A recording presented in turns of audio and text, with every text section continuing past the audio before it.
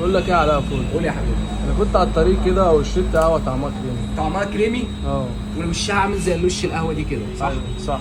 وشها كريمي كده وطعمها طعم كريمي، تحس فيها بريحه الفاكهه كده. أيوة. تعالوا اقول لك ازاي تعملها بطريقه سهله جدا. ده بن برازيلي وسط. بن برازيلي وسط. البرازيلي من اكتر انواع البن اللي في نسبه الكريمه فيها عاليه. حط 100 جرام بن برازيلي وسط، هناخد معاهم 50 جرام بن حبشي لقماتي. حبشي اللقماتي نسبه الكريمه فيه كويسه ونسبه المراره فيه قليله.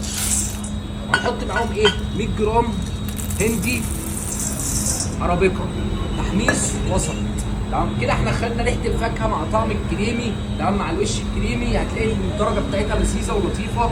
هنبدا نحوجهم لو انت بتحبه محوج، تمام، ب 5 جرام حبهان، تمام، وهنديلهم سنه ورد، حاجه بسيطه خالص. شايف بديلها ورد ايه؟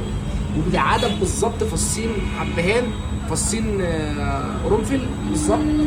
وهنديلهم واحده او نص واحده جوز الطيب، تمام. انا طبعا بشرب البن ساده، هبدا ان انا اقلبه واطحنه، هيطلع معانا نفس الدرجه، وهيطلع معانا الوش كريمي والتست والقوام كريمي وكل حاجه زي ما انت اخترت بالظبط.